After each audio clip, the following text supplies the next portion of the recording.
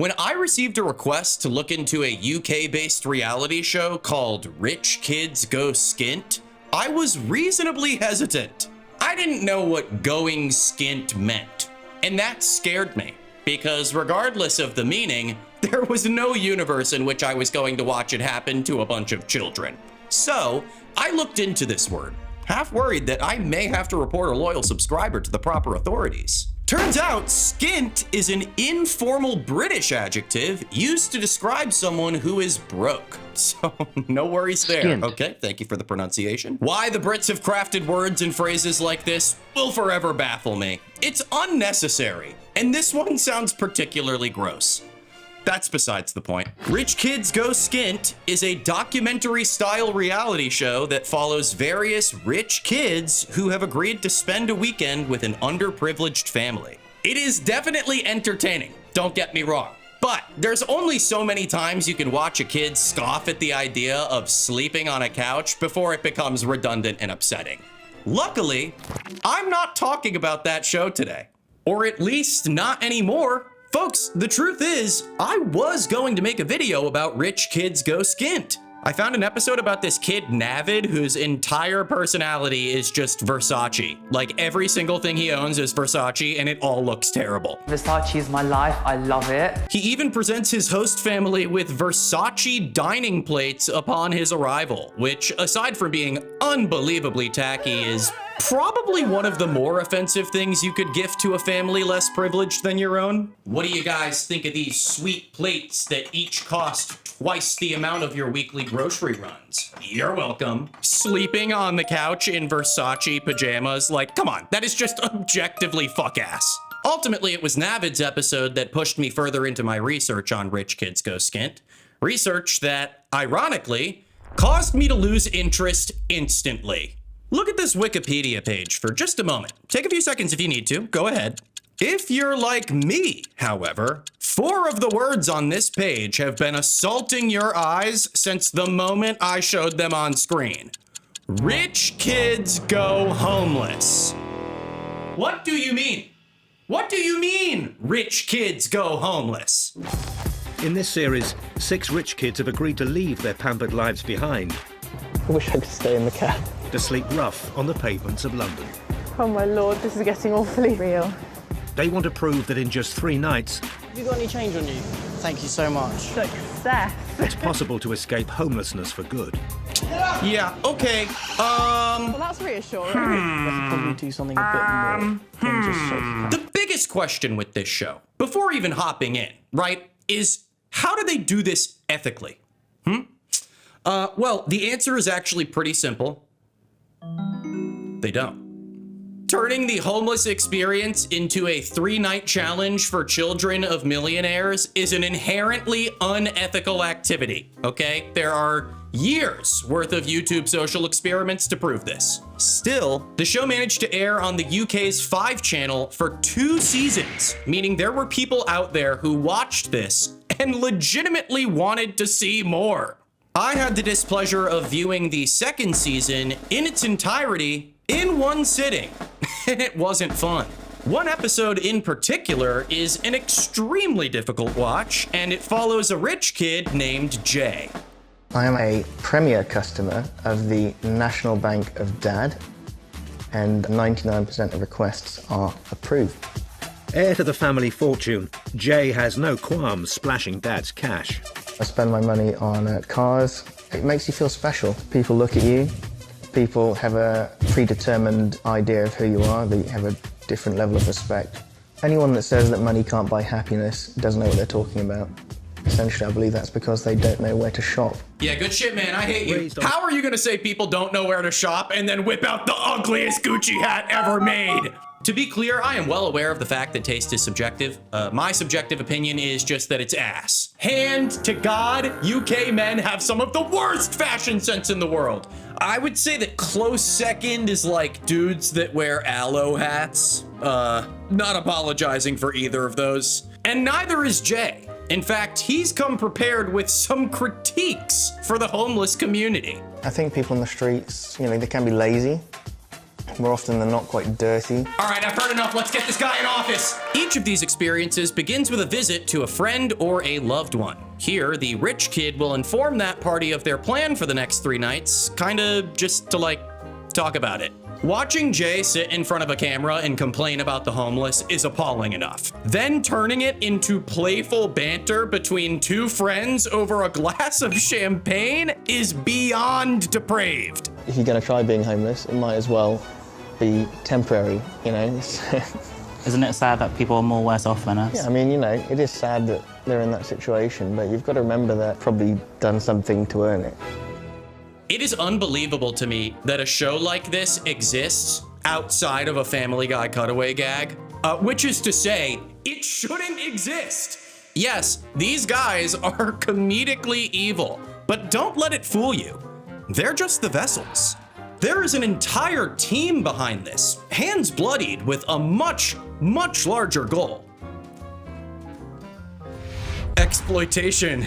There is no innocence here. The idea that 72 hours of LARPing is in any way an accurate representation of the homeless experience is incredibly irresponsible. By the way, when I say LARPing, I do mean LARPing.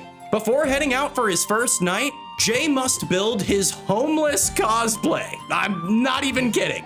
Jay will craft his OC by choosing from a variety of thrifted clothing presented to him in trash bags. If you asked me to make this sequence more tone deaf, I don't think I could. If you buy sweatpants, you've given up on life, haven't you? Actually, I don't think I've ever heard anyone say that. Blending in is a necessary element. I will agree there. Homeless get ready with me? Not so much. Regardless, the show will not let us forget that at the end of the day, this is all just one big game. It's fun, right? That guy wanted us to film him sleeping. Unfortunately, with game comes strategy, or as Jay likes to call it, his master plan for homelessness. My master plan is to beg for a little while, and then I want to try building maybe some sculptures and being sort of artistic and seeing what I can make selling those on the street. A plan he is convinced will work. So I want to try and show people that it can be easy to get off the streets. If you've got all the time in the world, surely you must be able to put some kind of a plan together and action it. Hopefully by the end of all this, I should have generated enough money to sit in a half-decent hotel room sipping on a glass of champagne.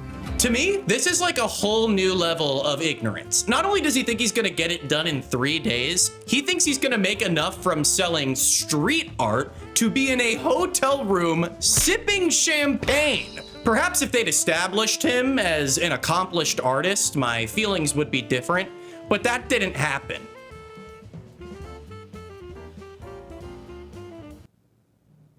So enjoy that cab ride, Jay, because literally, what are you about to do? Like, what is step 1? I wish I could stay in the cab. Don't think that's going to happen though. If Jay is ever at risk, the crew will step in. But when he leaves the security of the cab, he's homeless and will have to fend for himself. Well, that's not what you just said, but okay. I was aware that there would be a film crew. It's a TV show. What I was unsure of was the level of incognito they were going to employ. Strategically, you'd think they'd want to keep a pretty low profile. Yeah, kind of hard to play homeless with the paparazzi following you 24/7. But that's exactly what they do. Most times following Jay directly over his shoulder as he monologues to the camera. Every layer worsens it, I guarantee you. However bad you're feeling right now, that feeling will amplify. Hella. Speaking of, ready to watch Jay try his hand at begging for the first time? Beginning his life on the streets, but keen to put his plan to get off them into action, Jay immediately starts begging for money. Terribly sorry to bother you. I've very recently been made homeless. I'm wondering if there's anything you guys can do to help me out with a bottle of water or food or something like that.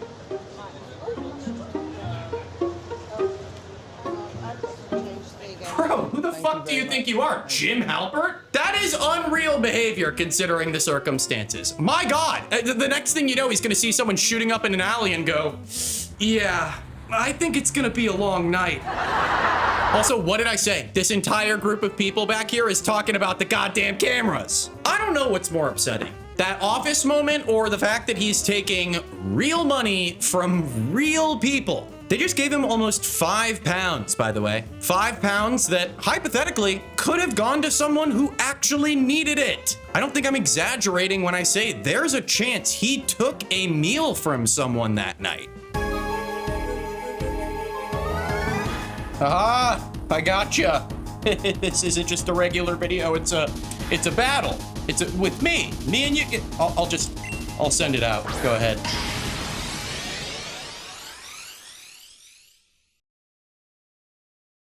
It's Olipop, the sponsor of today's video. Perhaps I lured you in just now with a sense of nostalgia. You know, did you like that? It was supposed. I don't. This is because Olipop's entire mission is nostalgia, and right now they are running a limited edition. They are running a limited edition Shirley Temple flavor. It's right behind me, and I'm holding that. Oh my God, this is going horribly. Yeah, it takes me back to the days of drinking with mom and dad. Why do I keep saying things like this? Going out with mom and dad as a kid, this is kind of the closest you could get in mocktail form to drinking with them. Not that I like wanted to be doing that. It's just, you know, this is my nostalgia, okay? Now Olipop is bringing that mocktail to the present, keeping the sugar low, and then packing it with prebiotic fiber to make it, you know, a new kind of soda. It's also available at like every major retailer, you know, like Walmart and Target. I've seen it pretty much everywhere I go. If you've seen it in your local store and you want to try it out, I've got a little offer for you. Go over there right now, buy 2 cans of Olipop, use the link in the description, and Olipop will pay you back for one of the cans. Let's sip on the nostalgia together, folks. All right, let's sip it up with Olipop. Let's sip it. Let's sip it up. Now imagine this. You're Jay. You've just collected £5 from a group of people who, come to think of it, probably have less money than you. Wow. How would you feel 10 minutes later running into this guy? And Jay, and your name? Darren. Darren. Nice to meet you, Darren. I've recently been made homeless. Come out of the hospital, bro. They put me back on the street. I've got a bruise cut in my leg. How did that happen? From injecting into my groin. Sorry? From injecting into my groin. Injecting into your groin? Yeah. What were you injecting? Heroin and crack. Heroin and crack. Bad. You would feel very bad. I hope. Unless you're Jay, of course, who, following this interaction, returns straight to his begging mission, now determined to get a roof over his head on night 1. I just don't know that I'd qualify this next attempt as begging. Recently been made homeless. Do you know anywhere, a place to stay for the night? Oh, for free, man. I live in a hostel just 2 minutes away from here. Do you know how much that would be for one night? I guess 17, 20. Yeah, I haven't managed to find that much today, so... Oh, yep. I'm just Putting the not brights on. 100% Hey, guys, I don't mean to be a bother. Hey, guys, I'm homeless. This is the camera crew equivalent of holding someone at gunpoint, right? Like, what are they gonna do? Say no? I certainly wish, because either out of the kindness of her heart or the very valid concern that this footage may be seen by millions, the girl gives Jay £20, more than enough for a night in the hostel. This sucks for many reasons, mainly the fact that he's kind of banking right now and it's pissing me off. But because of that, he's starting to think shit's kind of sweet out here. So to prove that point, he forgoes the hostel to save money and spends the night on the street. Opting to sleep out on his first night, Jay looks for somewhere to bed down. Seeing some cardboard, seeing some insulation. I may not look good right now, but I feel accomplished for today. I feel like I've got something to work with. I was expecting a little bit more trouble, a little bit more difficulty. I don't want to get ahead of myself, but so far, yeah, it's a little bit easy. Okay, yeah, you say all of this as if we didn't just watch you steal clearly someone else's cardboard. The subtleties here are magical, to say the least. Oh, you've probably also noticed that he's been carrying a sleeping bag around the whole time anyway. This is because the show assumes that every homeless person comes naturally equipped with said item. So enjoy that default sleep, Jay. You've got a big day of misunderstanding the world around you to look forward to tomorrow. Relieved, it's time for part 2 of Jay's plan, to double his money and get off the streets for good. So I bought some random kooky bits from a shop, and I bought some glue and spoons and a load of stirrers from some coffee shop. So basically I'm going to stick all that together, see if I can make something worth selling. It's a bit of a gamble. Oh, you dumb fucking idiot. You said you were going to be making sculptures. Yeah, this is children's arts and crafts, dude. Who are you planning on selling this to? Children? Do you have any idea how that would look? Luckily, that doesn't take place, and spoiler, nor do any sales. But hey, that's okay. He was humbled, and I really wanted to see that happen. I'll take it, I'll take it. Here's the awesome part. Because he decided to cash in on a coffee and craft supplies, he no longer has the funds necessary to make it into a hostel. So he is back on the streets for night 2, baby. Unfortunately, this is where things go from being laughably disappointing to slightly concerning. With his investment not making the returns he wanted, Jay no longer has enough money for a hostel tonight, so he switches his focus. He's meeting a young homeless man called Reese, who's been on the streets for 8 months. Hopefully I can get some advice, and hopefully he can show me how to make things more pleasant or more comfortable, just so I can make it again through just another day. The second night of each episode introduces a homeless individual that, as you heard, will ideally be able to show the rich kids the true hardships of living on the streets. That's not the concerning part. I can actually see that being rather effective. My question is, where the fuck did you find these people? Maybe a better question is how? Like, what demented method of persuasion and manipulation was employed to make this happen? Because I'll just spoil it right now, I don't really care. The show did not pay or attempt to help these people in any way post-production.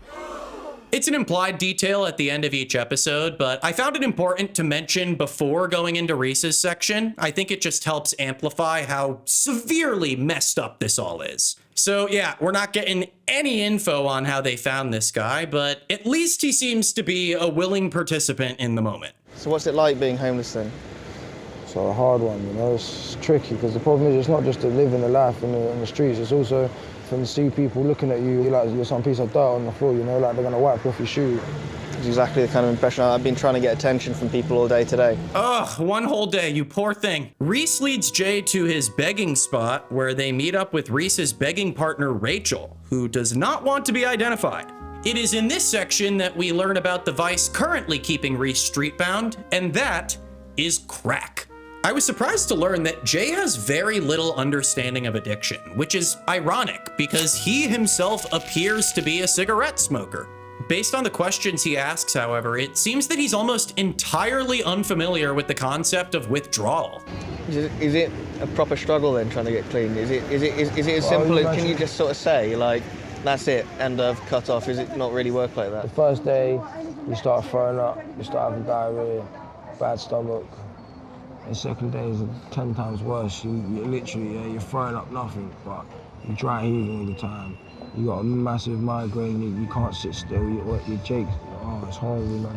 It's horrible stuff. So it's almost like something that won't let you stop in a way. It's like it doesn't want to let you stop. You can't stop. After some time, Reese and Rachel disappear for a moment, presumably to consume, and return in a state much less present than before. During this conversation, Reese, now more willing to talk about life, opens up about the reason he ended up on the street in the first place. Unfortunately, he was taken advantage of while sleeping one night a couple of years ago in his previous housing arrangement, and the following trauma caused him to abandon his housing altogether. His story resonates deeply with Jay, who reveals to us, the audience, that he himself has had experiences with sexual assault in the past. A little bit difficult because some of his experiences and some of his stories ring home a little bit true to me. Had some dodgy sexual experiences in the past when I was younger. Once when I was in uni and once back when I used to live in Hong Kong. And like, it's not really something that I talk about, so just like finding someone who's got similar experiences and just hearing a little bit about them, it just sort of makes me pull my own demons out of the closet a little bit. It's normally something that basically I've brushed under the carpet for a few years. If I can give this show credit for anything, it's this moment right here. Jay genuinely seems to be experiencing a moment of empathy. But at the end of the day, literally, let's face the facts. This show is just exploiting a random homeless guy's daily life and traumas so that this random rich kid can go on a soul-searching journey about his life and traumas. Both of their traumas are 100% valid, but by telling the story this way, whether intentionally or not, they're prioritizing Jay's experience over Reese's, and it's completely irresponsible. The formula continues in this fashion on day 3, when Jay rides along with Reese to pick up more drugs. I mean, like, have you ever gone, like, to try and score something or pick up something and, you know, been met by police or had anything go wrong, or literally it's just go there, pick it up, and it's been fine? Touch wood. He doesn't actually engage with the deal though. He sits about a block and a half away just sipping on a Coke. Rather than experiencing the transaction himself, he considers the hypothetical scenario in which he could have experienced it, and it scares him. Not to be morbid, but this leads us to once again witnessing Reese succumb to his addiction, while Jay stands off to the side like, not for me. I'm bored of this already. I want my car back, I want my phone back, I want my life back, I want to pop over to my friend's house and chill with them for a minute, but it's not happening right now. Day 3 manages to lose the plot entirely, because at this point, Jay is becoming annoyed with the fact that he can't get the crack addict to stop smoking crack. In a bizarre and extremely uncomfortable turn of events, Jay decides to confront Reese and Rachel about his frustrations with their priorities. Basically, at the minute, I feel like I've seen a lot of the same things, and I feel like we're going a bit of a loop. Our life is like Groundhog Day. We go, we get money, we beg. I feel like this is going to be a constant thing. I feel like no matter how much I could sort of go up and down and say, I believe in you, you can do it, it's still always going to be sort of held back by this constant vice, always drugs, drugs, drugs. It is starting to piss me off. Bro! You do not have the right to be pissed off. The goal of this was never for you to go out there and fix homeless people. The goal of this was for you to realize that these are circumstances beyond your understanding. What happened to the fun and awesome homeless challenge? Were you supposed to be off the streets by, like, tonight? Ideally, but as it stands, Jay's chances of success are slim, and he is well aware. Instead of using his remaining time to try scraping up some cash for a last-minute hostel, he simply resigns to the same pattern of activity that he was just complaining about. You know what this sounds like? This sounds like the perfect opportunity for the show's once-an-episode Phone a Friend segment. Each rich kid is granted one reverse charge phone call at a public telephone booth to a person of their choosing. Remember, game show! It just kind of makes me realise that it could happen to anyone. I mean, hopefully it doesn't happen to me. We're all going to have moments where we do need like a little bit of support. Credit to you for doing it. At the end of the day, we're all just human beings. We should all just be helping each other out. Good luck with everything. Get home safe. I will, don't worry. I'll see you soon. Take care, bye. I don't know. Narratively, this is just odd to me. Like, I get that this is supposed to be a moment of reflection and blowing off steam, but springing it from the frustration of the previous scene just makes it feel completely undeserved. Having someone on the other end who will accept that reverse charge call is a luxury in itself. And this is what I'm saying, guys. These producers could have taken the time to think about these things, but instead they just took this and slapped it into every single episode for fucking cosmetics or whatever. I don't know. Probably because they think it looks poor. So what are we actually doing here, you know? Other than exploiting trauma or stereotyping or shaming. Is there an actual point to this? Like, do you actually want Jay to learn anything, or do you just want to pit classes against each other to drive up viewership? I'm thinking the latter, folks, because on the final evening, two things happen. First, Jay sits back down with Reese and Rachel, who are now interested in how much money he has to his name. I don't know if you're able to say that, if you're willing to say that. What's your, like, is it net worth or whatever it's called? I'm not sure what the entire family's net worth is, but at my granddad's highest point, by himself, his highest net worth was about £18 million. Listen, I have a question for you. Can we get about £6 grand? I promise to God we will not spend it on drugs. Then they do drugs, this time with Jay and the entire camera crew in tow. Now, I'm not going to show this for obvious reasons, but believe me, it's no Marvel fight scene. Have we not picked apart their addiction enough? At this point, it's just turning into retention bait. If you really think about it, the show is using their drug use as a metaphorical drug to hook their audience. Guys, we're so cooked. It's also Jay and Reese's final interaction before parting ways, serving as a damning reminder that while this may have been an experience for one of them, it's everyday life for the other. But yeah, it's like, I don't know, it's like, thank you for the experience, thank you for being so accommodating, and thank you for showing me around, keeping me safe, and sort of showing me the ropes in general. I know it's not like not to have shit, and I like to give. I love to give, but because at the end of the day, well, I never had that. And I know it's like not to have, so I know it's like to get. Do you know what I mean? It's horrible. It's literally been like a moving experience for me. Due to the activities of the previous evening, Reese and Rachel are way too out of it to get up in the morning and say goodbye to Jay, who now gets to drop everything and head home. While we can be glad that Jay has learned a few lessons in how to be a good person, the bare minimum, the fate of Reese and Rachel's lives is entirely unknown to us. I sincerely thought that when this episode faded to black, there was going to be some kind of follow-up. Anything, really. And there is.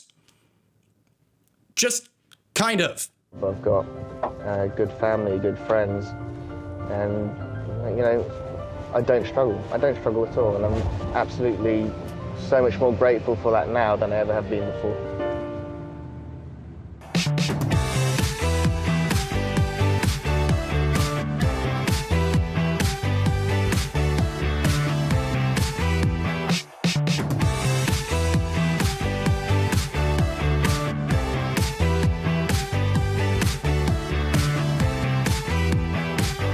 Okay, well, I guess we're just supposed to believe them on the Jay stuff, but that EDM banger doesn't change the fact that you just left those people to rot.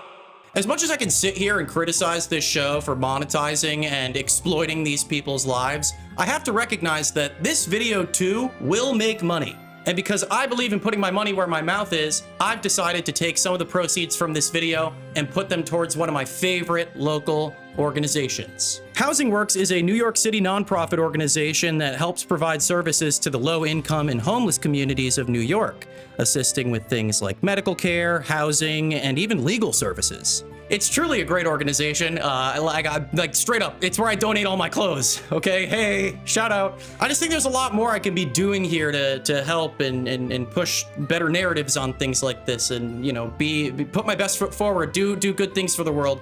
And I think this is a really good first step. Yeah. If you enjoyed this video and you hated that show, please be sure to like, comment, subscribe, and let me know if I'm not watching this again. We're not doing this again. You can go watch it yourself. You need a VPN, by the way. I think that's all I have for you this time, so until next time. What do you guys think of my new glasses? Can you see me now? Wait, nope, that's not how that works.